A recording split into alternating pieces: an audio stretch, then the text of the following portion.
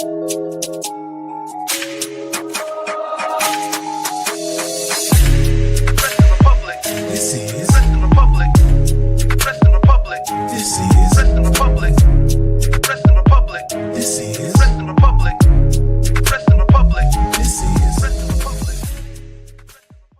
everybody, welcome to the Wrestling Republic Daily Broadcast for Saturday, December 21st, 2024.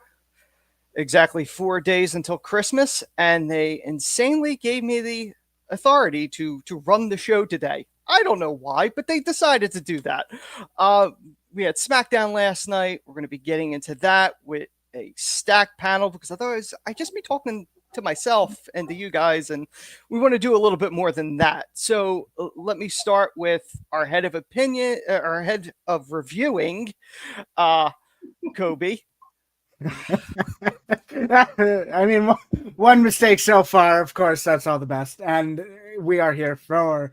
The go home to SmackDown Christmas, or go home to Christmas SmackDown, I guess if you want to call it that.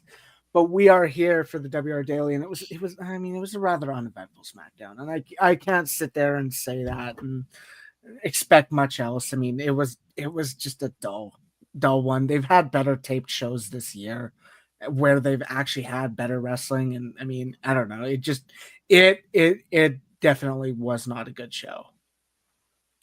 Yeah, absolutely. Yes, I am the head of opinions, Anthony Ricciardi. But yeah, let's continue on the panel. The host of the Soul Sessions, obviously one of the most controversial persons here. So come on, Soul. You ain't wrong, son. You ain't wrong, and I'll take that accolade with high regards there. But I mean, I would say this is an inmates running the asylum situation, but it's more, kids running the play park. I mean, we'll try and get through fine, but, we have somebody with their particular opinions coming up next that likes to kill the mood faster than, I don't know, just pretty much WWE speed at this point. But let's have the mood killer on. Let's have the mood killer. On you go, son. I mean, listen, you are one of the most controversial, Soul, but probably the most controversial of all of them, and it's a pleasure. Last but not least, Ignacio. Was that a shot at me? Am I the mood killer? No, I never. that's what Soul's doing, yes. Oh, that's ridiculous. That's very undisrespectful. I want to take a shot at Soul like that. I'm just saying. All right, where's HR? Where's Clark? Is he gonna be on the show next week? We don't have the budget for HR. I will absolutely reach out to Clark as soon as the show's over because apparently that's one of the requirements that I have to do as host. I have to run the inmates here. But last night on SmackDown, it opened up with Solo Sikoa doing his best Suge Knight Sikoa impression, pretending to be the guy that's in charge of the bloodline. He thinks he's the true tribal chief. I never believe it when he says it. And I don't know if that's part of the gimmick that you're supposed to believe that he doesn't believe it either. But obviously Drew McIntyre came out and did a whole the enemies and my enemy is my friend scenario where he has a problem with the OG bloodline more so than he does Solo's bloodline. So let's get into that. Soul, I'll let you go first on this one. I don't get it. Like, why McIntyre should hate Solo Sikoa with as much passion as Roman Reigns. Solo cost McIntyre at Clash of the Castle in Cardiff to get the undisputed Universal Championship at the time. Or was it? Yeah, it was both belts. Like, why would he? Like, because that's the act that sent McIntyre spiraling down the rabbit hole that he is now. Like, that's the catalyst of this whole thing. Why would he, even if the enemy of my enemy thing, that would be pretty much like, it's like it'd be like kind of Hangman going up to like Bobby Lashley or Swerve, or going up to like Hangman going up to Swerve and saying, "Hey, I hate you. You made me this, but I'm going to help you fight Bobby Lashley again," or whatever. Right? That'd be dumb. I mean, I think McIntyre is way better than Solo Sikoa. I think Solo Sikoa is, such a carny. I've never taken him seriously. He never really got built up with the OG bloodline. He was always just the guy with the big thumb to me. I don't really I like Jacob Fatu more. even Tongaloa and Tamatonga, they're just funny idiots. Solo Sikoa just feels like the guy, the boy playing with his dad's clothes and be like, I'm a real boy now. I've grown up. Like, now you haven't, son. But yeah, I really just don't get McIntyre associating with Solo, among other things. I think it'd be more like I've seen people go about him, Seth, and KO. I think that's a lot more interesting of a ideology instead of bloodline light. No, I agree with you on that, but I honestly think Tamatonga and Tongaloa are they're it boosts the tag division, but Tamatonga and Jacob Fatu are potential future major stars more than Solo, I think. But Ignacio, what do you think? Well, I think the premise is that more than anything, Drew McIntyre still hates Roman Reigns, but what kind of threw me off or didn't really make any sense to me is that he goes, okay, you take care of Roman and I take care of everybody else. Well, why doesn't he just go after Roman? So that's the only thing I didn't really like. What I do like, I think as far as story wise, he had that confrontation or that deal with Seth Rollins on Raw. I think that, and I think what he's trying to do, or what they're trying to put together is, I think they're trying to put together like a group or a little faction, at least temporarily or something, to go against Roman Reigns' bloodline. So like McIntyre and Rollins, as crazy as it sounds, and maybe add another in there. KO probably. Kevin Owens, maybe a temporary faction just to go against the OG bloodline. And I think that's pretty good. I think that's a pretty good idea. But yeah, I think they're just telling the story to try to get there. And I think it's interesting. They're trying to get things ready for the Royal Rumble, because they will try to want to make this year's Royal Rumble more unpredictable than ever, because you got like KO in the mix, and you got Drew McIntyre, and you got Seth Rollins, and you're probably going to have Roman Reigns, and you're probably going to have CM Punk. So I think it's going to be good. I think it's going to be good, and everything's going to take off from the debut of Raw on Netflix, because everything's building up for the debut of Raw on Netflix, and then from there, everything's going to be building up to the Royal Rumble, the next big thing. And I think eventually that's what it's building up to. They're trying to make things more interesting for the Royal Rumble.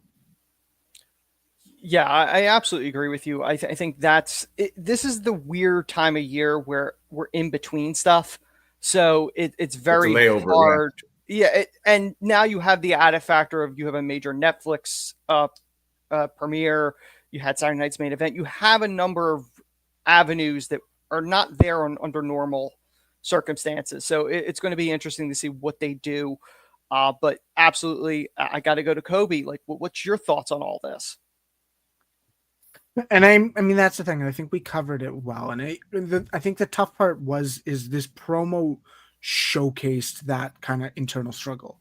And we saw Drew McIntyre talking about it, and he was basically like, well, I do hate Roman Reigns, and I do hate what they've done to me, but I should be hating you more, because you're the man who cost me in Clash at the Castle. So they didn't ignore the past or anything. They acknowledged it, which is smart. They're using it to push this narrative. But the biggest thing I could sit here and say is Drew McIntyre didn't properly get to a revelation.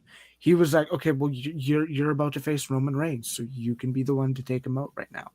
I'm going to be taking out the other ones that have messed with me. And I think that makes sense in the standpoint of, if we're going to go with, while the match is booked, the tribal combat is set up. We also had Solo Sikoa mention it, and he is agreeing to leave his bloodline behind.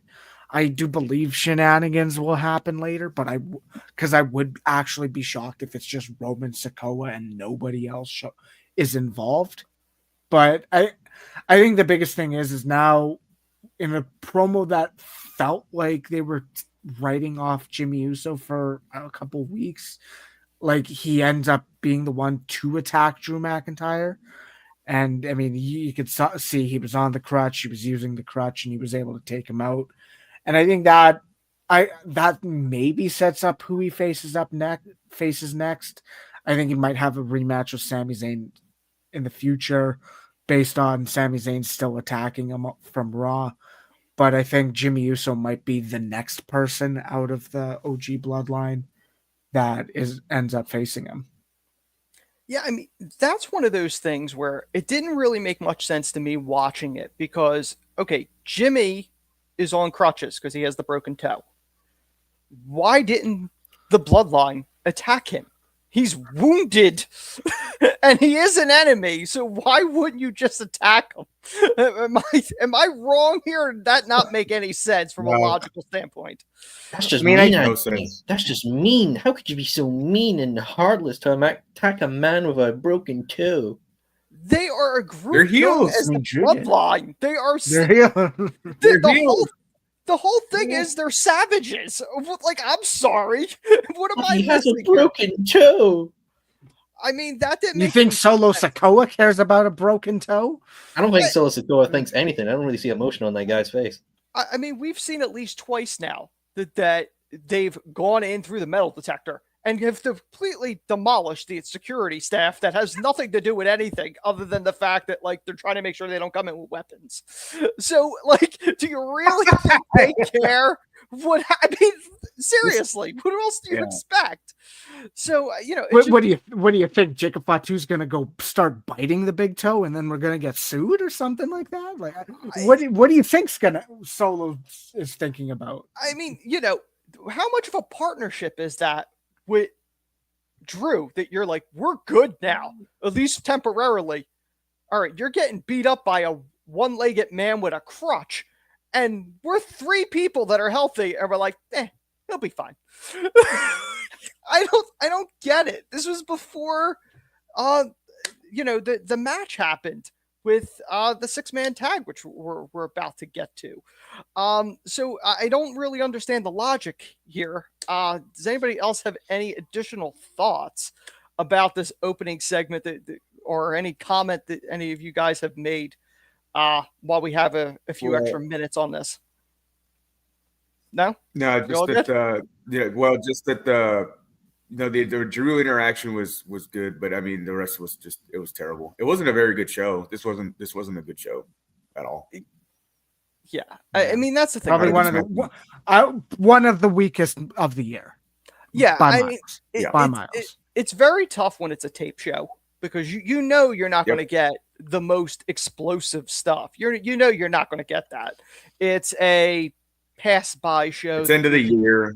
Yeah. It's a speed bump to get to the important stuff because they know the audience isn't going to really truly be there because people are busy with holiday stuff. So it's a difficult spot to book because you want to do a show that's entertaining to the people there and the people watching at home, but you're also not going to go big budget movie either with these scenarios. So it's very difficult. But like I said, the first match of the show was Solo Sikoa, Jacob Fatu, and Tama Tonga taking on the ragtag job squad that was LA Knight, Andrade, and Apollo Crews, which they're just thrown together because they need to have some meat for the bloodline to chew on while they wait for the OG bloodline down the road.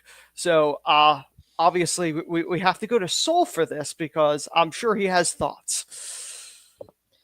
Yeah, this was ass. This was ass. This was a little ass. I mean, riveting analysis there, Saul. What else you want me to say? It was that's all it was. I mean, yeah, cool bloodline. They're all the hippie hop cool thing right now. But like Apollo Crews, you would forget he was there. Like I don't know what that man is doing in WWE at the moment. Wasn't he in a tag team with Baron Corbin before Baron Corbin got Thanos, and now he's just drifting. Andrade's is he your speed champion? I don't know. I don't pay attention. Oh no, he didn't. No, Dragon. Oh, he dropped it. Oh no. Oh, it's gonna look bad on the cage match. It's like Andrade's just there, which is funny enough because you have people on the internet saying like, "Oh, him now going to WWE, he's gonna get treated right. He's gonna be back to black and yellow NXT," and then it's kind of like, well, he's just in the same position that he was within AEW.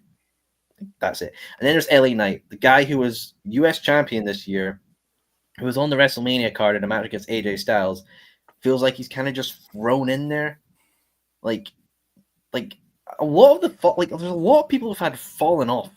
Like I feel like with this year in the position you are now, and I think two of them are really LA Knight and Joe Hendry. Like these are two individuals who were not capitalized on when the hype was at their prime, and now they've kind of just sank. Now people are going to go, well, Joe Hendry still gets good reception in TNA. That's fair. He gets it with the TNA-based audience, but is his peak within the broader wrestling profession as it was before? I don't think so. LA Knight as well. Man was as over as anything, just as over as Roman Reigns a year ago.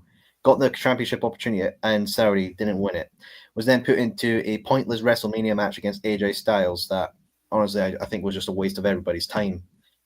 Finally won the United States Championship off the part-time influence, Logan Paul. Then got a custom strap for a belt so they could just sell it on the WWE shop, and then lost it when it was introduced by a month later to Shinsuke Nakamura, who's nobody expected to do anything. And now he's just there. I don't know, man. I mean, I think there needs to be a massive shuffling of the rosters because I think it's just kind of stale for a lot of people. Like, if you put on, some people are going to be like, well, put them down to NXT or something because it's just fresher matchups. I just feel like this was thrown together because obviously it was a tape show. You couldn't get Roman, you couldn't get any of the other bigger names because they were probably doing other things. And you're like, well, we have the semi-popular group with the Bloodline. We know Night's over. Andrade, Cruz, come out of your wardrobes. Let's just go put on a freeway 6-man match. That would be something you would see on a house show. Well, you're as blunt as always, Saul, when it comes to this. I'm like a pencil. I'm blunt.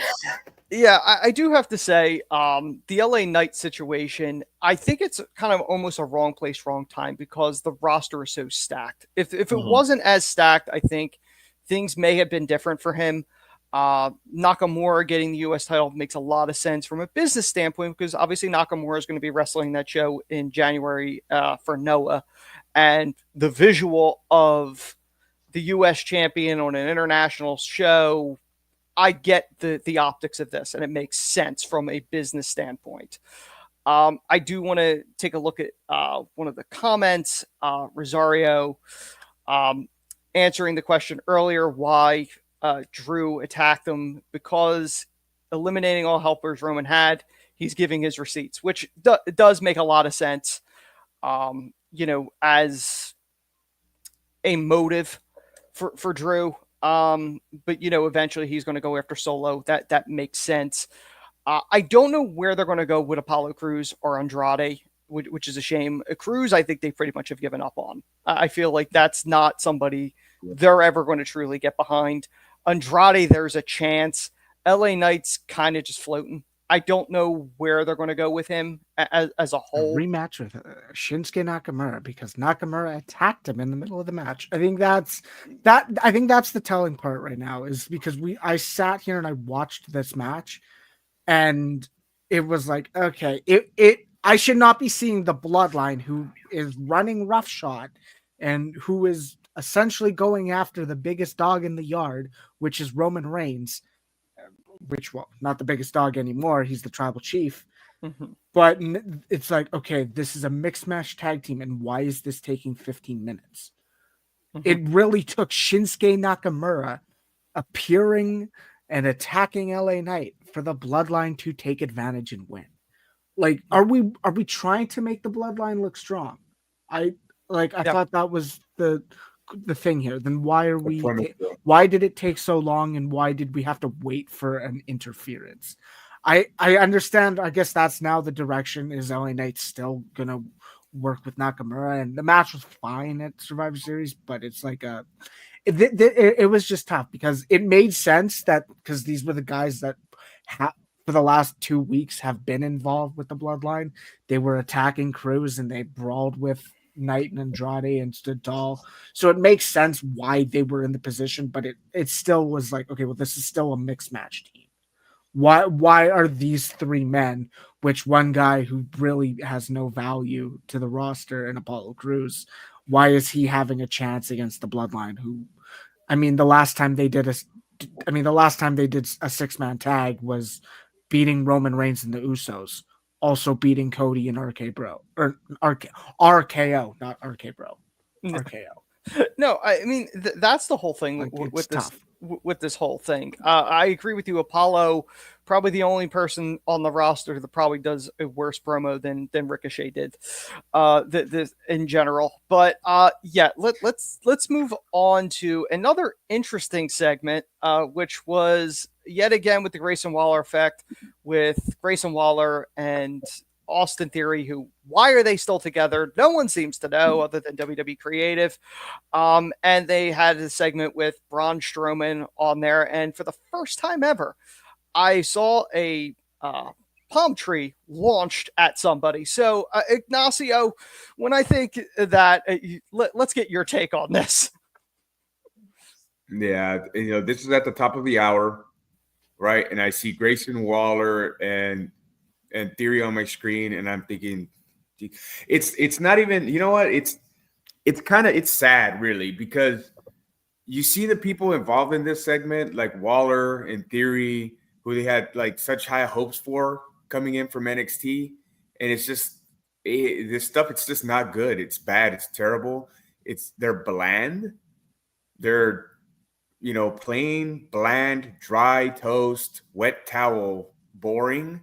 They're just not interesting. This was the waste of TV time, waste of producers, waste of, millions of dollars or hundreds of thousands of dollars to produce this segment, put it on TV. They got go away heat. They're not interesting. And then Strowman Claus comes out and, interacting with the kids, I guess, handing out T-shirts and all this stuff. And, he's jolly old Saint Strowman and, the comedy giant, which is what they don't need, and he doesn't need to be presented as, but he already has. So, and people will probably say like, well, it's just one show and they'll forget about it. But it wasn't good. This isn't good. The only thing that was kind of lighting things up, or he shows a strong promo, is when Carmelo Hayes comes out, because Carmelo Hayes comes out and just listening to him talk and the way he delivers his delivery. It's good, bro. It's good. He's good, but he's not being presented the way he was in NXT. I don't think we've seen the best of Carmelo Hayes and what he really can do since he's come up from NXT. And I think that's the saddest part of this segment, is that he's got so much potential and he can do so much, but he's just not being presented that way. Everybody else is a joke. And, I don't know what they're still doing with Austin Theory. I don't know if they still have plans for him or high hopes, but I think this is the last straw for him. And he's in Baron Corbin territory where he might end up getting released if he can't pull any of this off that they're trying to give him. Same thing for Grayson Waller. But I think the saving grace here is that Carmelo Hayes has a real future, but they need to start building him now and presenting what he can do now. I think Clark last time said probably the best thing to do is bring up Trick Williams and making a tag team. And I think that's a tremendous idea. I can kind of see him like a Harlem Heat type of duo tag team. And I'd really like to see that. So terrible segment, bad, embarrassing. Everybody that was involved in this segment should not be involved in the wrestling business for at least, a month. Everybody involved in this segment needs a month's suspension, from everybody from the cameramen to the wrestlers to the talent to the producers. Yeah. Oh Jesus! I mean, I think yeah. My main takeaway from that, Ignacio, is I need to give Triple H some Legos for Christmas so we can learn how to build things properly. No, I mean, here's the thing with Carmelo. I feel as a whole, I feel he kind of fell off with his spark the moment he lost the NXT Championship. I thought he was struggling to refine his footing, and it really has been exposed on the main roster too. I agree with you, Ignacio. Yep. Him and Tripp together as the new version of a Harlem Heat team could probably do really well and could help boost the tag division. I think that is a great thing. I'm seeing in the comments there's a lot of infighting, tribalism, AEW fans, WWE fans, regardless of what side you're on. Thank you for being a part of the show. But as we're talking, I mean, listen, Strowman Claus was brilliant, by the way. And so, yeah, I don't exactly know what they're going to do with him either, to be perfectly honest with that whole thing. But one of the one of the highlights I would think of the show yesterday was we saw the student versus the teacher. We saw Johnny Gargano, fresh from his heel turn, taking on somebody that was a mentor to him outside the ring in Alex Shelley, which, it's always fun to see that mix up because you do realize off screen they are very tight. I loved the graphic for this where they showed the young Johnny with the young Alex. Could it have gone longer? Probably, but I think the emphasis was just to try to get you interested in this eventual tag team championship feud that's going to be developing. And I'm sure the Street Profits will probably get thrown into this too. I wouldn't be surprised if we see a triple threat power, perhaps at Mania in a ladder match. It would not shock me at this point. But Johnny Gargano pulled the quick one here. And Coby, let's get your take on this. I think you said that best. Is we're watching a match that, I mean, maybe needed more time, maybe deserved more time. It probably, I mean, like I said, we had 15 minutes of the Bloodline versus Cruz, Andrade, and Knight. You probably could have not cut that in half, but you probably could have given this a little more time. And I think the biggest thing watching this match is it just showed me is like, these guys are good. They know each other. They have good chemistry, but the crowd just did not care. This was such a weak part of the weak part. It's a taped show. And I mean, for Gargano, who recently turned heel, I don't want to say DIY never reached the highest point. They did get reactions. They were getting reactions, and then they just turned heel. And now you have Alex Shelley and Sabin coming in, and they're getting some, but it's not like, oh, the Motor City Machine Guns are over. They're in the process of getting over, and this type of technical match might not have been it. And I think that might have been what hurts the most. I'm almost interested in seeing Sabin and Gargano in a singles match, because I know Sabin's a more athletic and less technical, and he can do not more of the flips, but he can do more of the aerial stuff. And Gargano is as well can work the aerial style of, he's got the slingshot spear, he's got the diving senton to the outside. There would be more flash in that match than this match. And it was obvious this match, aside, like, they didn't even care when Ciampa showed up. And that's the thing that, I mean, I don't want to say is gutting, but like they still have to figure out how to get DIY heat aside from turning on a team that really doesn't have support. It's weird. They got to maneuver it. I don't want to say the Street Profits should rush a return, because they kind of wrote them off, but like they're the hottest act in this kind of feud. And I think if we don't see them in, say, 6 weeks, I don't want to say I'm worried, but I don't know how slowed this down, or if it'll go downhill, or if it'll start, like, I don't know if we'll lose interest in what's happening here, because it is a logical heel turn. It's all that, but it's like I don't want to say they're not over, because they are getting some reactions, but they're not getting enough right now. So Cope, I do want to ask you. Gargano's just like a charisma vacuum. I'm sorry. One last question. As far as last night, Cope, do you think part of the reaction might have been a little bit of fatigue, because obviously that was a double taping and it was a taped show? Do you think that might have played a role in the reaction? I think it could have. I think there's a lot like that. Like that's the thing. It was a double taping. It was a more technical match. That, I mean, it's probably harder to get a WWE crowd invested in a technical match. Yeah, because it is a different audience. Like I kind of said, there's less. There would be more flash in most likely Sabin versus Gargano. Yes, but it's just Yeah, I think there are multiple factors, include like I said, Yeah. but like I've already said it. But yeah, there's multiple factors that could have just made this kind of a stinker. I mean, yeah. I mean, not to mention, DIY get a new theme, assumingly, and it's just. I take it you're not. It's. I mean, it's a dull. Okay. There's a lot of dull with All right. Double. So finally we get to the main event, which is the new women's tag team champions in Bianca Belair and Naomi, now filling in for the taken out Jade, which obviously the mystery is still there of who took Jade out, which I'm sure that will be solved probably sometime in January. They will reveal that. Defended those titles against Nia Jax and Candice LeRae, which, that team's being thrown in there to add further tension between Tiffy and Nia, and with the Money in the Bank briefcase sitting there and Nia knowing at some point Tiffy's going to cash in. We continue that game between the two of them, but let's talk about the tag match. Obviously, Bianca and Naomi retained. I will start with you, Soul.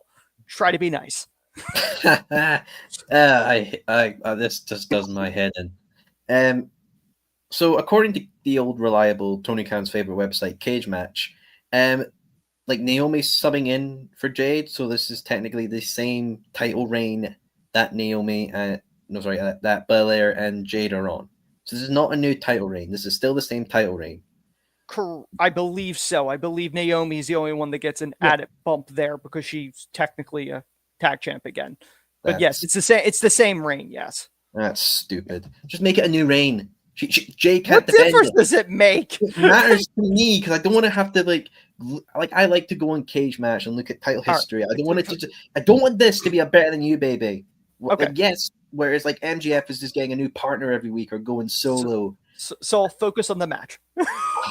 Fine. Match was fine. It was a nice main event. People were invested. Tiffy being the hot potato girl, sort of like, won't I betray the Queen Nia Jax? And I think they're going to do something weird for this. I think they're going to keep the briefcase with Tiffany until like the ladder match for Money in the Bank for the women's. Like I think she's going to keep it for the full year.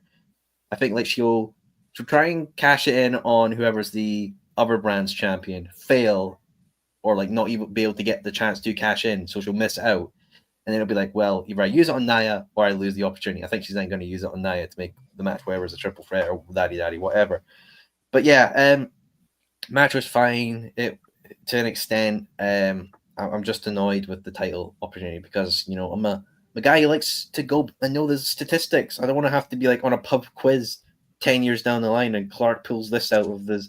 I was behind as a random question and I get it wrong based on a technicality. I'm a man who's about statistics. Okay, you're about the statistics. I got you. I do want to bring up one of the comments. DCX Warlord Naomi regained the title she never lost. That is technically accurate because technically her and she was standing up for her friend Sasha Banks and they walked out technically as champions. We finished the story. Well, at least one of them did. But yeah. Tiffy's, I don't know if she's going to go the full year. I'd be very shocked if she goes the full year. I think by Mania she will have cashed in. That's my thoughts on that. But Ignacio, I want to get your take on this tag match and see what your thoughts are. I don't think it was very good. I think that the match itself was a little sloppy. But I mean, it's a main event for a tape show, so it was what it was. I don't think it was very good. It was slow. Didn't seem like anybody really had any good chemistry going on. But I think the fans are ready for like Tiffany to cash in. I haven't been liking like her character development that they've been trying to present. But I mean, the fans are with it. They're just waiting for them to pull the trigger and have her cash in on Nia. But I just don't think she's ready yet, and I don't even think she'll be ready in 6 months or whatever if she does decides to have her hold the briefcase for the full year. They need to do something if they do decide to have her cash in the briefcase, something like a first time cashing in the briefcase during like the Royal Rumble or something like crazy idea like that. Other than that, I think like her reigns, they're not going to be very good or, not very memorable because I don't think she's just not ready for that top spot yet. She needs better character development. And I think as far as on the other side, as far as, Naomi and Bianca, I think this is kind of building up to maybe like a Naomi heel turn, but I think they should be turning Bianca and not Naomi because I think they're afraid to turn Bianca because she's so she has a good rapport or a good fan base, all the little girls and stuff like that, Yeah. But I think she's the one they need to turn, and then they're going to turn Naomi. I'm almost sure that's what's going to happen, and it's not a good. That's not the worst. This is probably the worst thing you can do in this situation. The best time to turn a baby face is when not when they've been exhausted as a baby face, but when their fanfare is up on top. And Bianca's still a very beloved figure above the fans, like I said, especially with the little girls. So I think like now would be the time to turn her because I think she would get monster heat. Yeah, I agree with you. You want to be ahead of the curve. And Bianca would make a lot of sense to turn heel, especially since they're sort of going that direction with the Street Profits too. So if you wanted to put her with them as a group, because obviously her husband Montez is a part of that. If you really wanted to kind of make it a unit, it would make a lot of sense to do it. And I think a lot of people are like, oh, it's got to be Naomi. Doesn't have to be. I think everyone expected Jade to be the one to turn on Bianca. And I don't think, obviously, that's probably not the direction they're going to go. So I think that is smart. The cash in during the Rumble is an interesting one. I know you and I on a previous show said perhaps during the War Games match. My only thing is if she cashes in during the Rumble, does that go pinfall or submission, or does she just have to throw the women's champ over the top rope when she becomes champ? It's unprecedented territory, so it could be very interesting. Yeah. But lastly, Coby, your thoughts on this? I share similar sentiments. I thought it was a fine match, and I'm not gonna sit here and say it was over the top, anything special, but it was good. Like I thought it was fine. You had Nia Jax and Candice working well as a team that I don't think has worked together ever. Since I don't think they've ever teamed up together anyway. But I'm watching them and they looked fine. You had Candice working the athletic size, and you have Nia being the powerhouse. I thought it was good. That 450 from Bianca was always impressive. And I think Nia was like in the middle of the ring. So it was far and it looked good. And it was a nice near fall. The finish makes sense because, once again, it goes back to the segment earlier on in the show. Nia and Candice were going, no, Tiffy, you get the celebration stuff ready. You get the champagne ready. You get the balloons. You get everything set up. We don't need you out in the ring.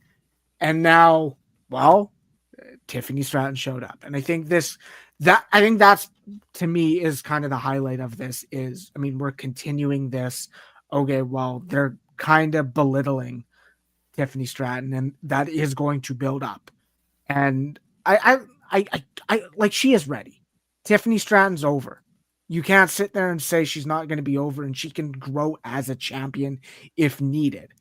And I think the ultimate thing is she's just going to need someone else to feud with after the cash in, because she's not going to cash in on Nia, beat Nia, and then Nia's not going to beat her right after. Like, you're going to have to be able to continue. She has the character development. She's going to get fed up. She's going, and I don't think that's not absent in this. The other thing is, the Jade stuff, we don't know where they're going. We could go to the point where, okay, well, yeah, she was filling in for Jade. So Jade's back and then Naomi gets cast aside. Yes. And, is that going to take Naomi off? I kept this reign going, and you're gonna just come back and act like I can just go away again. Like there's so many ways they can go about this. Yes, and I think that's I think that's the beauty of this. Yes. Like we're pitching. Oh, maybe Bianca should go heel. Oh, but maybe Jade's gonna fake it, or Naomi's gonna go heel. We don't really know where it's going, and I think that's kind of the part of why this is compelling. But I mean, it was a fine match. I liked that they kind of had the pre-match kind of talking gorilla, and you had Naomi go, "I want to earn holding the title." And she earned it by getting the win in this match. So the finish makes sense. There are good qualities in this match. Yeah, absolutely. When Tiffy eventually cashes in, I think the question is she going to have backup? Because if she cashes in on Nia, that's going to be chasing you, and you're going to need some buffer. You're going to need a Piper Niven type to protect you from Nia. Whether they bring in somebody like Nikita Lyons from NXT, they got to bring somebody in to protect her, because she's going to have problems if she does cash in. But like I agree with you, Cobe. It was a fun little match to kind of sow the seeds for a couple different things, the Jay thing, the Tiffy thing. But yeah, I think that brings us to the end of the show. I want to thank Sol, Ignacio, and Coby for helping me through my second of all time show with only one botch. So that not too bad. I didn't blow anything up. So everything's good. But thank you everybody for watching. Same time tomorrow. I believe it's a Sunday fun day with the crew. But we will see you later. Don't worry, we'll send that botch to Botchamania.